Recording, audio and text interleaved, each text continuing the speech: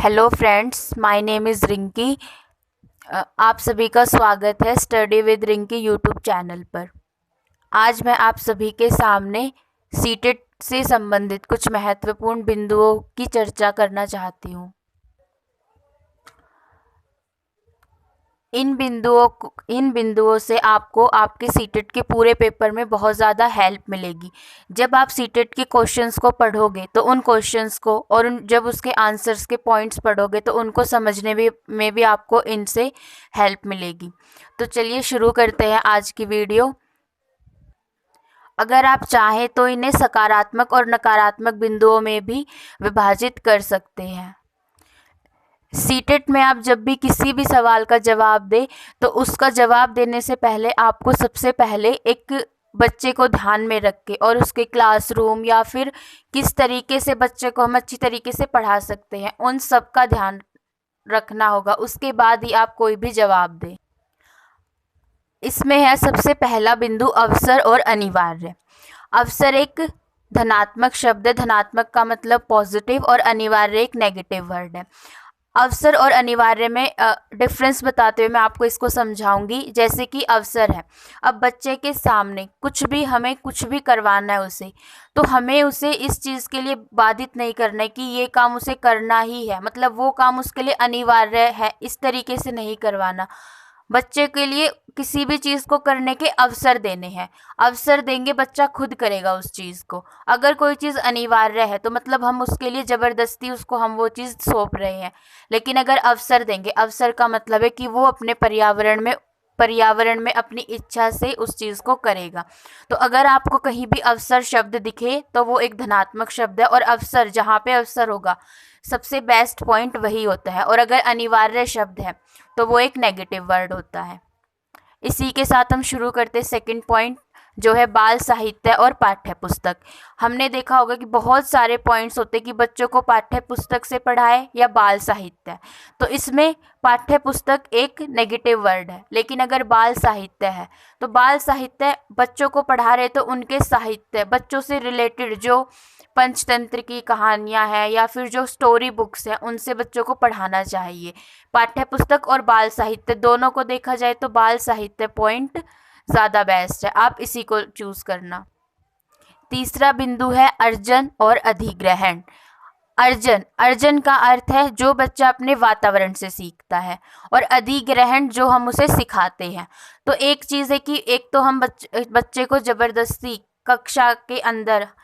कक्षा के वातावरण में बच्चे को कुछ सिखा रहे हैं, और एक है बच्चे को छोड़ दो, उसके वातावरण में वो खुद अवसर दो, उसे उसके वातावरण में अवसर दो। अर्जन का अर्थ है कि बच्चा अपने खुद के वातावरण में खुद अवसर दो, उसको खुद सीखेगा। और अधिग्रहण कि हम उसको ज़बरदस्ती या फिर उसको हम एक कंट्रोल इन्वायरमेंट में बिठा के पढ़ा रहे हैं।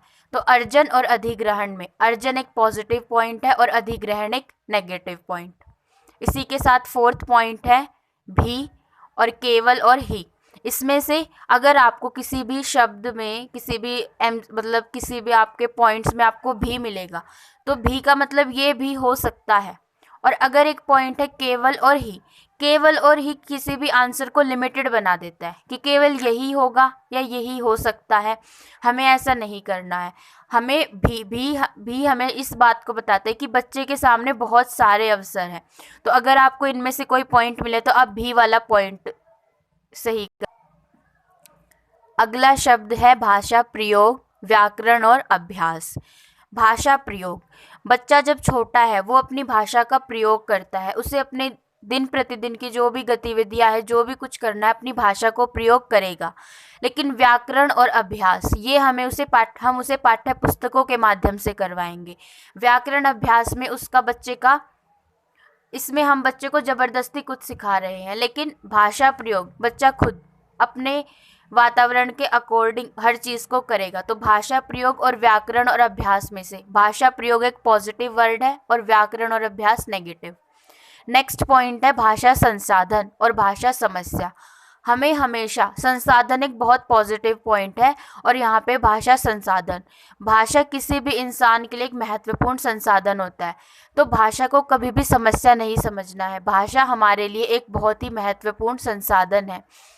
और इसीलिए भाषा समस्या अगर आपको कहीं भी दिखे तो उस पॉइंट को आपको करेक्ट नहीं करना है। अब नेक्स्ट पॉइंट है भागीदारी और अनुशासन। भागीदारी और अनुशासन में भागीदारी का मतलब है कि हमें बच्चे को अवसर देना है तो वो खुद भागीदारी लेगा, और अनुशासन में रहते हुए, अनुशासन का मतलब है कि हमें उसे एक बिल्कुल मतलब बच्चे को अनुशासित रख के हम कुछ सिखा रहे हैं, और भागीदारी का अर्थ है कि हमने बच्चे को अवसर दिए हैं वो अपने वातावरण में अपनी मर्जी से कुछ ना कुछ नई नई चीज़ें सीख रहा है। तो बच्चे को अगर अनुशासन और भागीदारी आएगा तो भागीदारी एक पॉजिटिव पॉइंट है। नेक्स्ट पॉइंट है बच्चे के विचारों का सम्मान। हमें कभी भी ऐसा नहीं करना है कि हमें बच्चों के विचारों को कम महत्वपूर्ण समझना है। हमेशा बच्चे जो भी बात कहें उनके विचारों का सम्मान करना है। हमें अपने विचारों को ज़्यादा महत्व नहीं देना। जब कंपैरिजन हो बच्चों के विचारों का और अपने विचारों का, तो उन दोनों के बीच में हम बच्चे के विचारों का ज़्यादा सम्मान करेंगे, अपने विचारों को इतना महत्व नहीं देना है। नेक्स्ट पॉइंट है कल्पना शक्ति और रटवाना। इसमें हमें कभी भी बच्चे को कुछ भी रटवाना नहीं है। अगर हम बच्चे को कुछ भी रटवाएंगे तो उससे बच्चे की समझ नहीं बनेगी, और हमें बच्चे को इस तरीके से कुछ भी सिखाना है कि बच्चे की समझ बने, वो उस चीज़ को समझ सके, अपने दैनिक जीवन में प्रयोग कर सके। अगर हम बच्चे को कुछ भी रटवाएंगे तो वो उस चीज़ की समझ नहीं बना पाएगा और ना ही उसको दैनिक जीवन में प्रयोग कर पाएगा। लेकिन अगर हम उसकी कल्पना शक्ति, उसकी सोच विचार करके अगर वो किसी चीज़ को सीखेगा तो दैनिक जीवन में भी प्रयोग कर सकेगा। और एनसीएफ के अकॉर्डिंग भी हमें बच्चे पे मेन फोकस करना है कि जो भी चीज़ सिखाए दैनिक जीवन से संबंधित हो, दैनिक जीवन में काम आने वाली होनी चाहिए। लास्ट पॉइंट है परिवेश और किताबें। परिवेश और किताबों में ये अंतर है कि हमें किताबें जो हैं वो सिर्फ किताबों तक ही ज्ञान देती है, जो कि एक सीमित चीज़ है। लेकिन परिवेश, हमारा सबका परिवेश अलग अलग है। परिवेश हमारा आसपास का वातावरण, जहाँ पर बच्चा रहता है, वो बहुत ही बड़ी चीज़ है, जहाँ पे बच्चा बहुत सारी चीज़ें सीखता है। तो बच्चे के ज्ञान को किताबों तक सीमित नहीं रखना है, उसके परिवेश का भी ध्यान रखना है। तो परिवेश एक पॉजिटिव पॉइंट है और किताबें नेगेटिव पॉइंट है।